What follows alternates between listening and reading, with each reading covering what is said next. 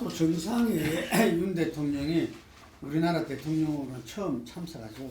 그게 이제 나토가 탈냉전 시대가 되면서 G2 대결 시대에서 중국을 갖다가 이 대상으로 이렇게 하기 위해서 이 아시아 국가들, 한국, 일본, 호주, 뉴질랜드 등을 협력 강화를 하면서 지난 4월 달에 나토 외교장관 회의에 한국 최초로 정영 외교장관이 참석해가지고 그래서 그 연장선상에서 지금 나토 정상회의에 참석한다고 들었습니다. 그런데 윤석열 대통령은 상당히 좀 흥분해 있는 것 같아. 이 나토 정상회의 국제적인 무대에 지금 처음 데뷔하는 거잖아요. 김건희 여사도 함께 그 일정을 다 소화한다. 같이 뭐 이렇게 이야기 나오고 있습니다. 예, 어떻게 보십니까? 아니 대통령되고 나서 가장 대통령 됐다는 아마 기분을 느끼는 것이 아마 정상회담, 외국과의 정상회담인데 그 중에서 특히 다자간 정상회의 이에 가서 그 중에서도 특히 소위 말하는 서방 국가라고 하는 미국, 유럽의 정상들하고 만날 때 아 내가 진짜 대통령 됐구나 하는 생각을 제대로 느낄 수 있는 그게 아닐까 생각이 듭니다. 사실은 코로나 때문에 뭐 그동안에는 그 에이펙이나 뭐 아시안 정상회의, 동아시아 정상회의 뭐 이런 부분들이 항상 있었는데 그것들이 몇 년 사이에 실종돼 버렸어요. 근데 이제 사실은 지금 코로나가 사실 수그러들면서 사실은 지금 다자간 정상회의에 사실상 이제 복원이 되는 건데 거기에 또 지금 나토는 말 그대로 유럽 국가들만 지금 참여하고 있는 셈 아닙니까? 그런 입장에서 보면 이러한 정상회의에 우리나라 대통령은 참가하니까 상당히 설렐 수밖에 없겠죠. 그런데 이 진보 일각에서는 그런 이야기를 합니다. 나토 정상회의를 왜 가? 이것이 그러니까 나토 정상회의가 앞서 말씀하신 것처럼 그동안에는 그러니까 이 지금 소련, 지금 러시아의 그러니까 지금 이 서진을 막기 위한 하나의 북대서양 조약기구 군사동맹체였는데 거기 우리가 가가지고 괜히 지금 우리가 그런 이 반러 구도에 들어가는 필요가 있냐 그렇게 하는데 사실은 문재인 말씀하신 것처럼 문재인 정권 마지막에 정의용 장관이 간 거거든요. 그때 정의용 장관이 갔을 때도 이번에 이 정상회의와 관련된 의제를 조율했다고 그래요. 그렇다고 한다면 그때는 뭐 사실 정의용 장관이 갔을 때만 해도 누가 대통령일 줄 몰랐잖아요. 그렇다고 한다면 이재명 후보가 대통령 됐다 하더라도 갈 수밖에 없는 상황이라고 한다면 이 진보 쪽에서 이야기하다시피 무조건 반러 구도로 하기 때문에 가서는 안 된다는 식의 주장 자체는 그건 저는 말이 안 된다고 생각하는 거고 다만 지금 진보 쪽에서 우려하는 대로 이 지금 나토 정상회의가 지금 반러뿐만 아니라 반중까지 지금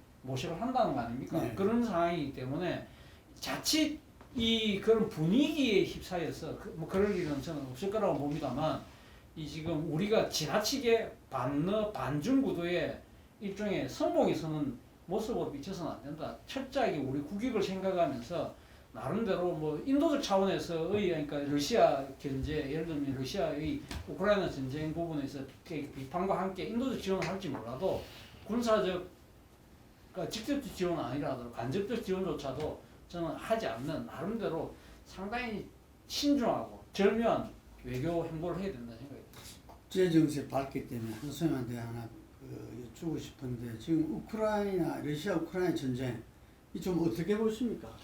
제가 볼 때 지금 양쪽이 소모전이 심각하게 나오고 있어요. 그래서 이제 끝으로는 우크라이나가 돈바스에서 지금 좀 어려워 있다 이렇게 말을 하지만 궁극적으로 보면 러시아가 지금 자원이 굉장히 소진돼 가지고 솔직히 말하면 저렇게 버티다가 좀 오래 가더라고. 일단 장기전이 될 거다. 그 다음에 우크라이나는 적어도 2월 24일 이전에 국토 이전 상황으로 국토를 갖다 회복하는 쪽으로가 아니면 협상을 할 수 없는 상황이에요. 다 죽어도 할 수 없는 거예요, 저게.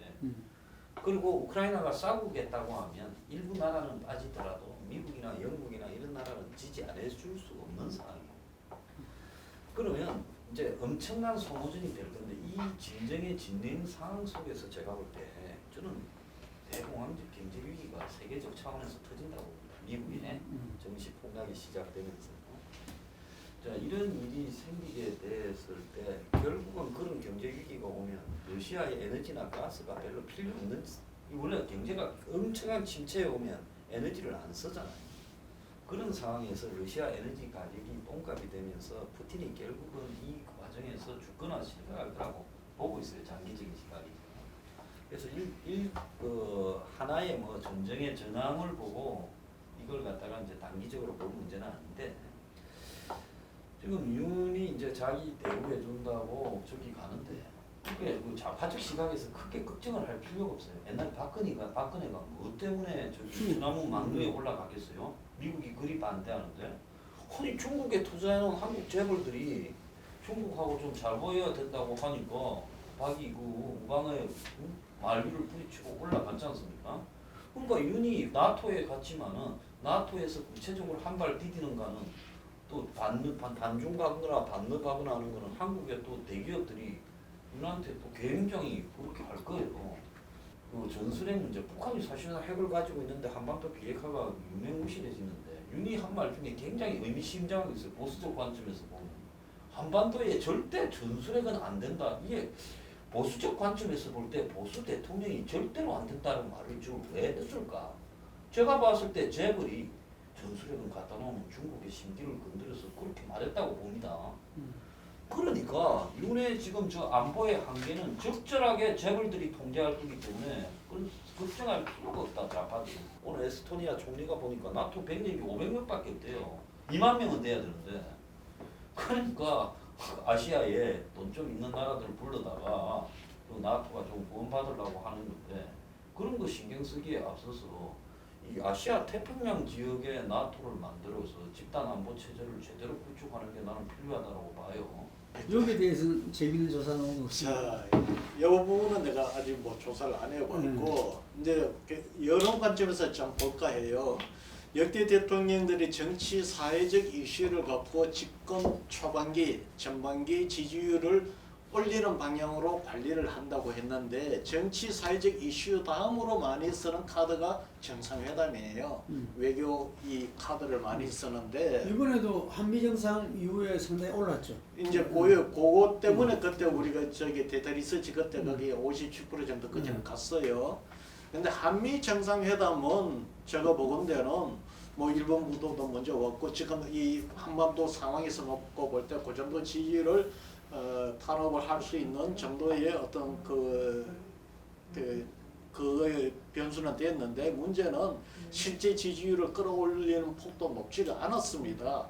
않은 상태에 되고 지금 나토의 정상회담에 가는 거에 대해서 내가 우려하는 것이 바로 그겁니다.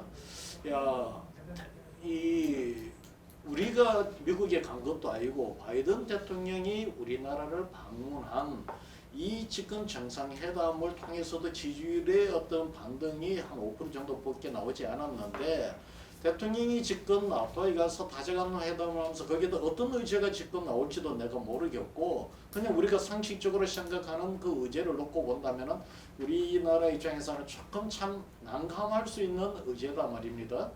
그러면은 거기에서 의제도 지금 이 별로 그렇지 않는 상태에 되고, 이제 첫 대통령의 외국 나들이기 때문에 대통령과 뭐 부인 뭐 이름 여러 가지 그런 화상면이 이렇게 나올 텐데, 여기서 만약에 지지율의 어떤 그 턴업을 할 수 있는, 지금 뭐 40% 5% 전후까지도 지지율이 떨어져 있는데 다녀와서 이 지지율에 이것이 반영이 안 되면은, 내가 아까도 말씀드렸지만 정치 사회적 이슈도 제대로 지금 테크니컬하게 관리를 못하는 상황에 되고, 정상회담 외교 카드까지도 이것이 안 먹게 들어가면은 윤 대통령 지지율 관리가 굉장히 힘들 것 같다. 그런 차원에도 이 나토 이 회담은 취임 이후 너무 빨리 일정이 좀 잡힌 게 아닌가, 이런 감이 들어요. 워싱턴 포스트인가요? 오늘 외신을 보니까 지금 우크라이나가 한반도처럼 이렇게 이 종전이 되지 않고 휴전 상태로 이렇게 장기간 가는 그런 가능성도 있다, 이렇게 이야기를 했더라고요. 근데 이 유럽이 보면은, 유럽은 이 중국에 대해서는 EU를 중심으로는 경제적 협력을 갖다가 더 심화시키고, 나토를 통해서는 안보적 대응을 하면서 이 협력과 경제의 긴장 관계를 계속 유지하면서 자기들이 시립을 얻고 있다 이런 이야기들이 나오거든요. 그래서 이 나토 같은데 가서 좀 우리 윤석열 대통령이 홍보를 안 했으면 좋겠어. 홍보해가지고 그 자리에서 그냥 지켜준다고 이렇게 그 여러 가지 좀 이 해서는 안 될 발언들을 그 좀 이 염려스러운 측면이 있어요. 예. 아니 그래서 아까 제가 그러니까 이게 아주 신중하고 절묘한 외교 행보를 해야 된다는 이야기를 하는 거죠. 예. 근데 나토 정상회담과 관련 정상회의와 관련해서 또 하나 그러니까 우리가 지금 한국하고 유럽과의 관계도 중요하지만 그게 뭐 이 많은 사람들이 나토와 관계를 보지만 또 하나는 제가 생각할 때는 지금 한일 간의 관계를 어떻게 복원하는 중요한 시발점을 그러니까 초석을 놓을 수 있느냐 없느냐 그것도 하나의 관전 포인트인 것 같아요. 지금 일본 원래 우리는 나토 정상회의를 가면서 한일 정상 양자회담을 아마 추진을 생각을 갖고 있었던 것 같아요. 그런데 일본이 지금 7월달에 참여 선거가 있거든요. 그러니까 지금 기시다 일본 총리 입장에서는 사실은 한국이 이 가부산 문제에 대해서 전향적인 자세로 턴하지 않은 상태에서 앉아 있는 모습 자체가 결코 도움이 될 수 없다고 보는 거죠. 그래서 안 하려고 하는 거예요. 그래서 아까 우리 황 소장 말씀하신 것처럼 그러다 보니까 이제 한국, 일본, 호주, 뉴질랜드까지 이야기가 나왔는데 그것도 될지 안 될지 모르겠고 결국은 제가 생각했을 때는 바이든 대통령이 주재하는 한미일 3자 정상회담 거기서 아마 뭐 그러니까 비공개 석상에서 아마 바이든 입장에서는 한국과 일본의 그런 좀 외교 관계의 정상화 이런 부분들을 이야기하겠죠. 그런 부분들을 과연 거기서 어떠한 식으로 지금 일본과의 문제를 풀어내는 데 있어서 윤석열 대통령이 해법이 실마리를 잡아내느냐 아니면 그것이 해법이 실마리는커녕 오히려 상당하게 일본에게 약간 굴욕적인 모습으로 가느냐 뭐 그런 부분들이 만약에 나올 경우에는 또 앞으로 향후 윤 대통령의 그런 국정 지지율에도 상당히 영향을 미칠 것 같아요. 윤석열 대통령의 이제 취임 한 달 이후의 행보들 여러 가지 현안과 또 외교적 무대가 기다리고 있습니다. 그리고 그 국민의힘도 이준석 당대표에 대한 어떤 처리 문제에 속에서 당권이 항변이 또 가능하기도 하고 민주당은 이제 전당대회를 앞두고 어떻게 전열을 수습할지 주목됩니다. 다음 우리 7월달에 다시 집기로 하고요. 오늘 6월 전국 자담회를 모두 이것으로 마치겠습니다. 감사합니다.